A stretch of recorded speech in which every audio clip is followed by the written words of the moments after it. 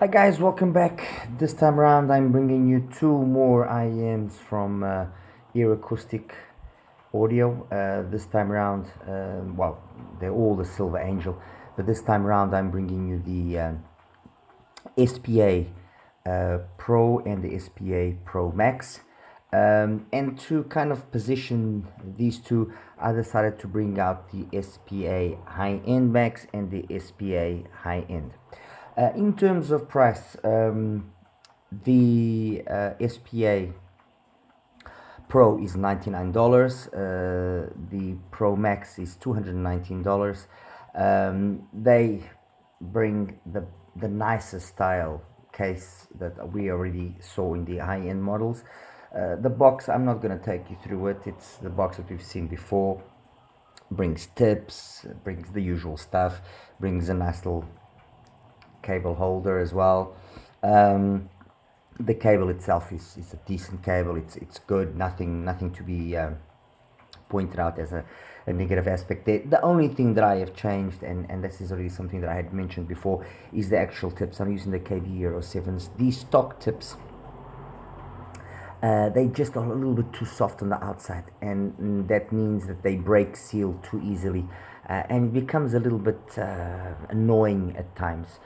Because the IMs, it's not that they are heavy, but and they actually are quite ergonomic and sit very nicely in your ear. But it just they break seal without too much of an effort. Maybe it's a combination of weight. Maybe it's a combination of the curvature of the cable. I can't really say. Anyway, what is the difference between the pros and the high ends? The high ends are all using a titanium diaphragm driver, while the pros are using a graphene driver.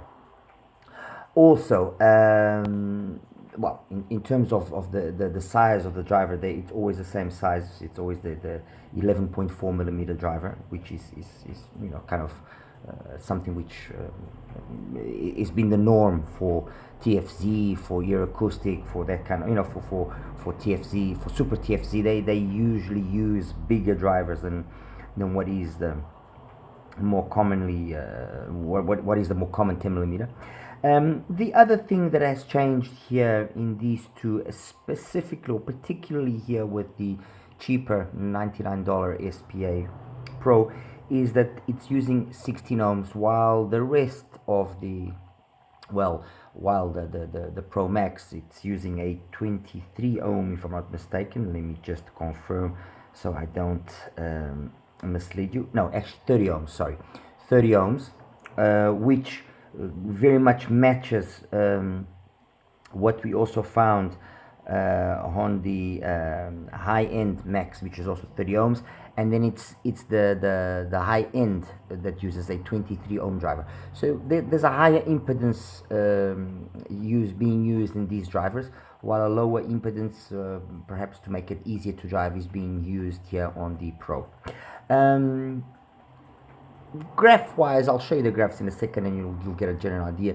But what we are in essence getting out of these two drivers in terms of their sound is very much what we already got here in these two. Yes, you will notice there are differences, yes. I would say that the difference between the two lower tier models, so the Pro and the high end, the difference between these two is perhaps more noticeable than the difference between these two, so the high end Max and the Pro Max. But it's not huge differences. I would say what will separate them mainly is the fact that the high end using the titanium driver are a little bit more detailed here and there. Again, it will very much be dependent on what is the music genre that you like listening to. But if you use them with the music genre, which I think is where the EarAcoustic models really shine, which is fun, energetic, engaging music, so R&B, EDM, there the differences are perhaps not as easy to pick up. What you will notice is that the Pro, the entry level Pro version, yeah, because of the lower impedance that it has and the higher sensitivity rating, it is a little bit difficult to kind of volume match with the others. I did have a little bit of a difficulty, but I got it right off eventually. But what you do notice, independent of that volume matching, is that this is, let's say, for lack of a better word, the roughest around the edges, and I'm using this and perhaps it's not the ideal way of putting things. You know, you guys might kind of think, oh, it's not good sounding. No, it's just what, you know, when once you've listened to these three and then you go listen to this one sounds by comparison less polished. I'm a huge fan of the high-end Max. Phenomenal IEM. The high-end came very close. It just lost a little bit of detail, but it came very close. And I thought that when you took into consideration the price difference, 149 to 289, it perhaps made more sense to actually get the lower end, high end than the Pro Max, sorry, than the high end Max. Sorry. In terms of the Pro Max, the sound is very, very proximal to the high-end Max. So we have a presentation which is definitely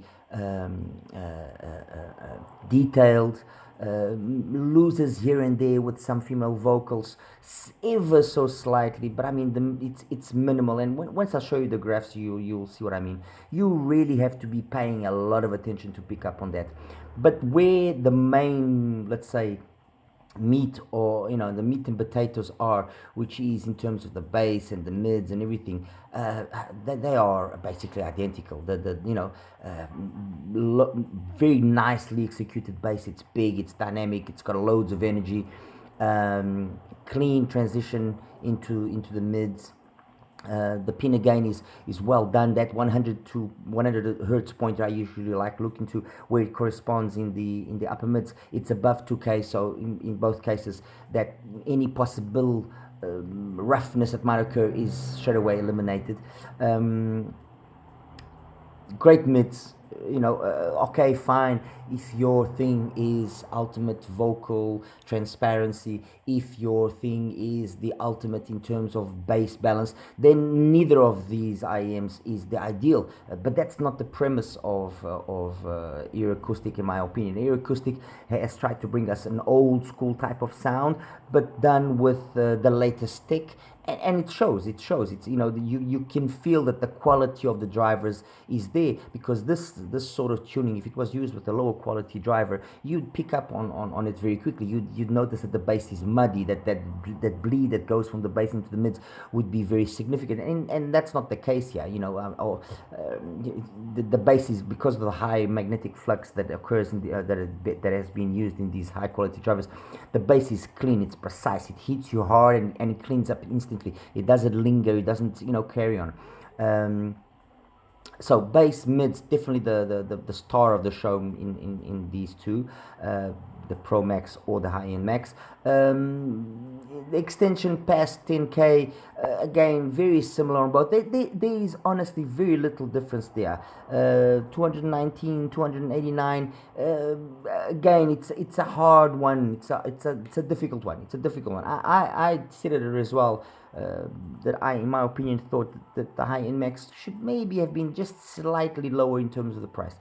But again, look, guys, you know, to each its own. Perhaps some of you might actually pick up on more differences between the two of them. I can confidently say, after a lot of days listening to them, that I didn't really pick up on huge differences. It's a question of the overall timbre and the tonality of graphene, and timbre and tonality of titanium. Which one pleases you the most? And yes, I will concede that maybe those of you that have a better listening in terms of the high-end extension than what I have, since I basically around 15 and a half, 16K, I close shop, maybe you will pick up on the titanium here, giving that extra little bit of detail that the graphene doesn't give. The graphene has a tendency of being maybe slightly closed down, you know, a little bit more closed down. But Honestly, either one of them phenomenal. Technically as well, timbre and tonality, I think it's the star of the show on these IEMs. It might not be the most correct again, but it's fun and engaging, and it just makes for a hell of a lot of fun listening to these two IEMs, honestly, be it the Pro Max or be it the high-end Max. Soundstage, it's good enough. Imaging, good enough. Detail resolution, I'd probably say that the high end edges out ever so slightly the Pro Max, but it's not a big difference. As for the standard Pro, for the SPA Pro, I think, like I said earlier, once you've listened to these three, and if I now am considering the high end Pro, the high end, sorry, it's best comparison, since these are obviously already in a different price bracket. So this is 99, this is 149, so these are similar. You listen to the high end, and you listen to the Pro, and I can't help it but liking the high end more.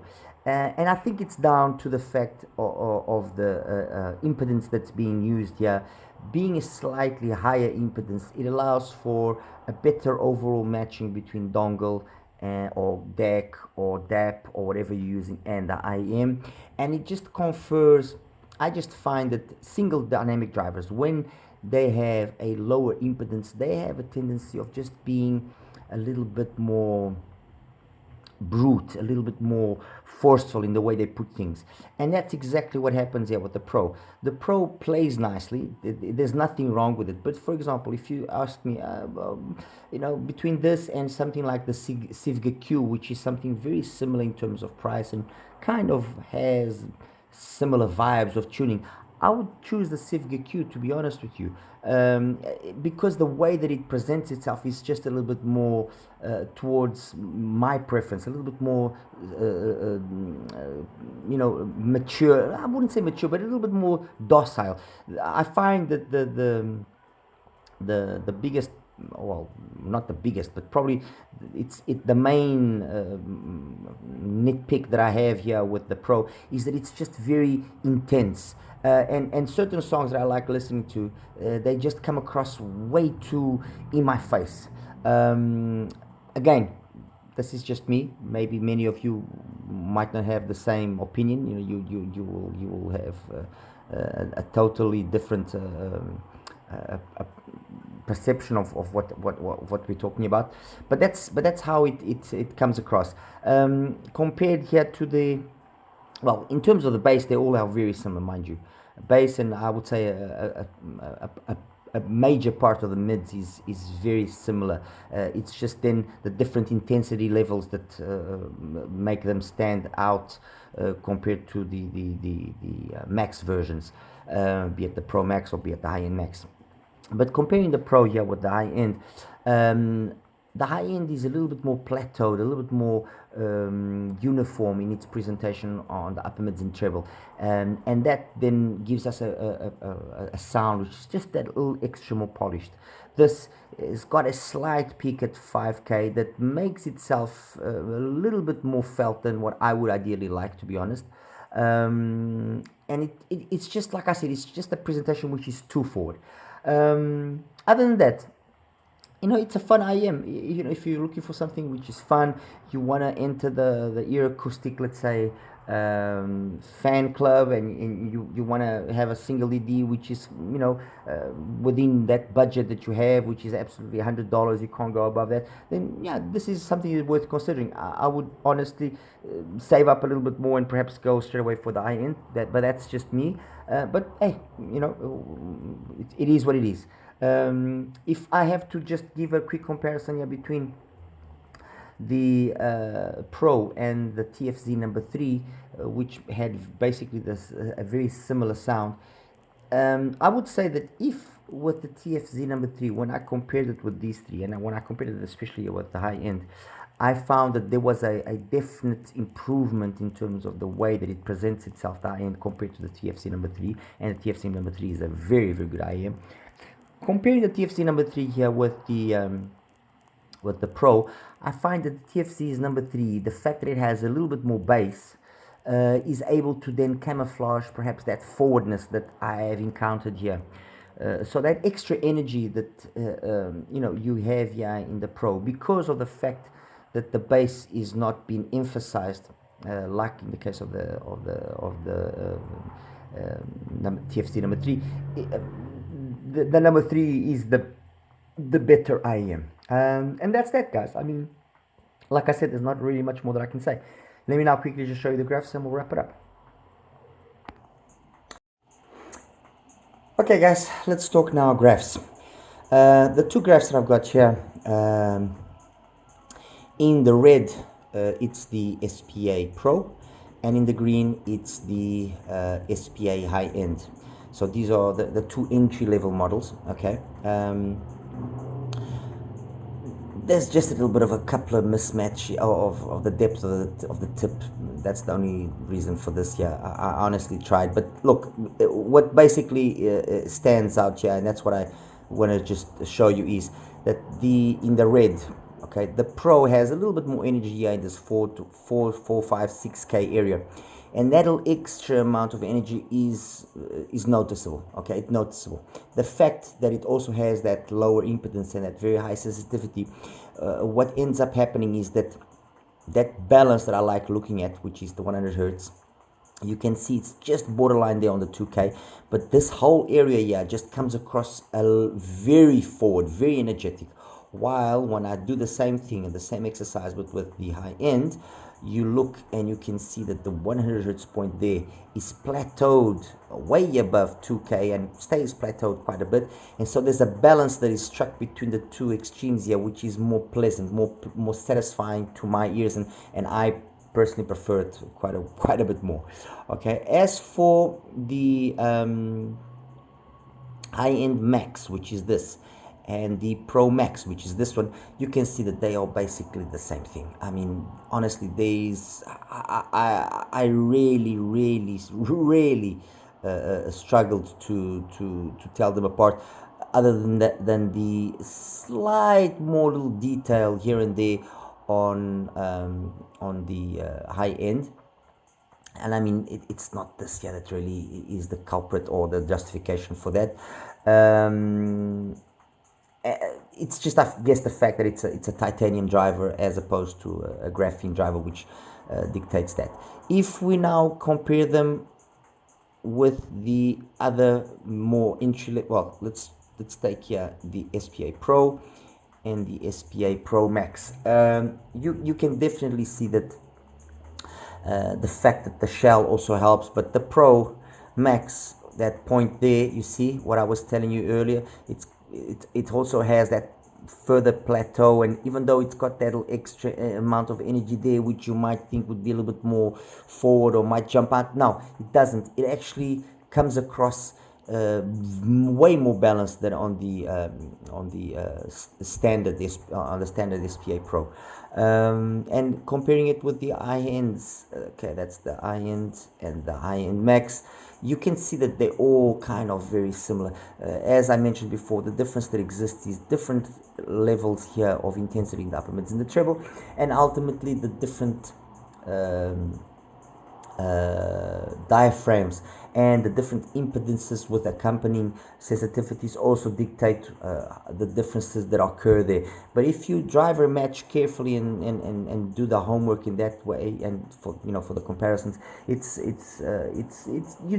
going to be very difficult. You'll really have to spend some time. The only other thing that I would say that also might help in distinguishing them a little bit more is if you use an ESSS based DAC versus a Cirrus Logic. I use the TP50 for the majority of this test, and then also I used, and I want to actually just show you, I used the new TP35 Pro. Okay, the new TP35 Pro, which basically it is now also got the capability of working with the app that EPZ launched recently. And well, I've got a separate video coming for that, so I won't prolong myself too much. But I have to say that the TP35 was already pretty good. The Pro, because of this app capability now, has made it a serious contender. If you are wanting a really nice dongle at under $100, definitely the 35 Pro is worth considering. All right, guys, that's it. Don't forget, if you like, to like and subscribe. Any questions, please let me know, and I'll do my best to answer as quick as possible. Take care.